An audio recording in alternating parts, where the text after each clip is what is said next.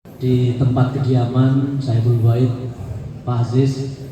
Terima kasih sudah menjamu kami setiap tahun, dan alhamdulillah dengan adanya rutinitas ini yang konsisten, persisten, disiplin, karena nggak pernah miss gitu ya, dan terus-menerus dilakukan, ini impactnya semakin tahun semakin banyak. Insya Allah hari ini tahun ini mungkin yang terbanyak ya, rekor baru alumni Elektro ITS kumpul pada buka bersama. Selain banyak juga sebarannya makin baik Pak Aziz. Jadi tahun ini yang paling muda E56. Mana 56 berdiri 56. Alhamdulillah ada 2 orang E56. 56 sudah lulus. Saya tanya tadi, jadi sekarang yang statusnya mahasiswa itu berapa? E60. Jadi ya, sekarang Elektro ITS itu yang masih mahasiswa E60. Jadi bisa dibayangkan terpaut berapa puluh tahun dengan yang hadir di sini rata-rata ya. Alhamdulillah. Jadi mudah-mudahan tahun depan semakin banyak alumni muda Elektro ITS yang hadir di acara ini, sehingga tujuan utama dari terbentuknya Ikatan Alumni Elektro ITS kalau semakin banyak yang hadir tercapai. Yaitu sejak awal saya sampaikan tujuan dari organisasi adalah connecting the dot. Jadi acara-acara yang terkait dengan meningkatkan tali silaturahim, networking, jejaring, berelasi ini pasti didukung oleh organisasi. Jadi tidak hanya acara ini, tapi acara-acara lain yang inisiatif dari berbagai angkatan yang semuanya bertujuan untuk tadi connecting the dot, insya Allah akan kita dukung. Bapak Ibu sekalian saya hormati, sebelumnya marilah kita doakan teman-teman kita yang sudah berpulang pada setahun belakangan ini, yang sudah mendahului kita semua, dan juga yang sedang sakit, ada yang dirawat di rumah, dan dirawat di rumah sakit. Kita doakan semoga sakitnya lekas sembuh, dan yang sudah meninggal diberikan tempat terbaik di sisi Allah Subhanahu wa taala. Al-Fatihah.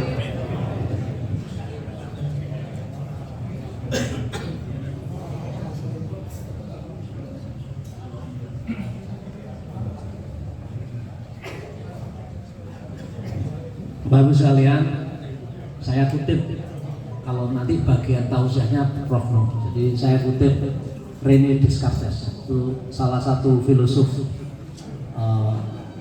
yang banyak diikuti oleh filosof modern. Dia bilang, kita berpikir maka kita ada.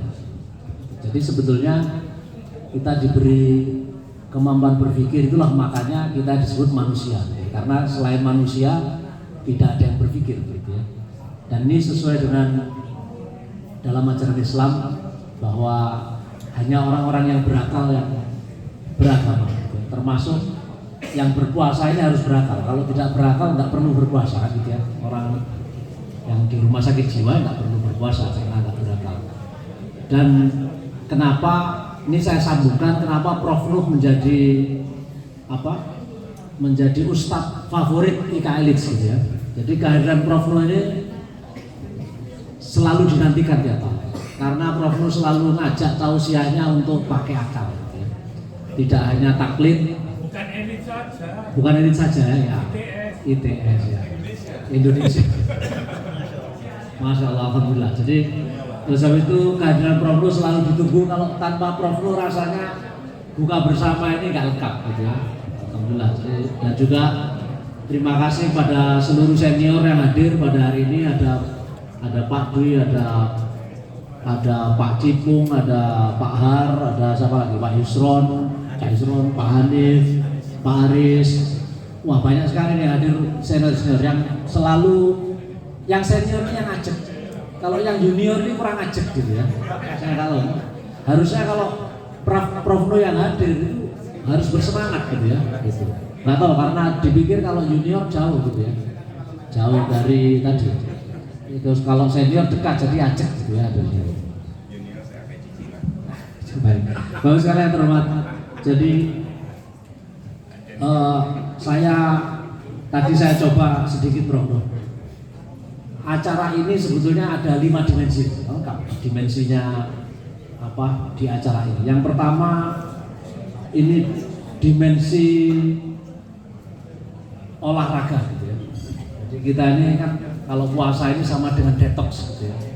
Jadi ini ada dimensi olahraga, tapi sekaligus setelah detox makannya enak gitu. Nah ini yang penting lagi. Jadi lengkap, setelah di detox boleh makan gulai kacang hijau gitu ya. Jadi kalau nambah lagi kikil kacang hijau, itu dimensi yang pertama. Dimensi yang kedua olah roh gitu ya. Nanti bagiannya Prof Nuh ini mengasah spiritualisme supaya kita beragama dengan lebih baik dengan menggunakan akal. Dimensi ketiga olah rasio. Di dalam ceramahnya Prof Nuh ini selalu ada hal baru gitu ya, yang membuat kita berpikir dan merenung, sehingga renungan-renungan itu menjadi bagi saya pribadi menjadi pelajaran sampai tahun depan itu Bro.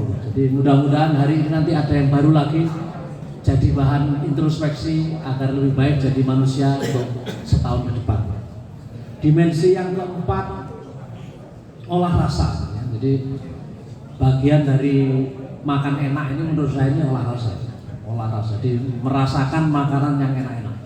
Sedangkan dimensi terakhir yang ini tadi sebagai tujuan utama adalah olah relasi. Acara memperkuat jejaring sesama alumni, meningkatkan silaturahim, saling bantu-membantu, dukung-mendukung, ini penting sekali. Karena hari ini orang pinter, semua pinter. Maka pinter nggak cukup.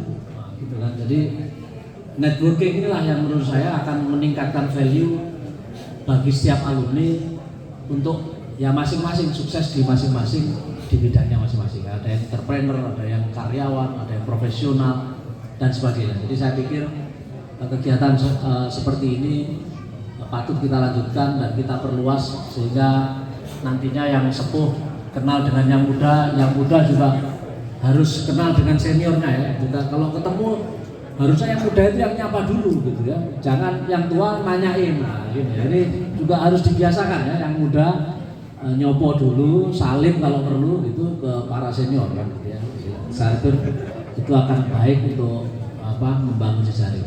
Sekali lagi terima kasih Pak Aziz, Prof Nuh yang sudah hadir pada malam ini. Semoga tuan rumah selalu diberikan kesehatan, selalu diberikan berkah rezeki yang luas sehingga dapat melanjutkan di masa-masa datang. Billahi taufik wal hidayah. Wassalamualaikum warahmatullahi wabarakatuh.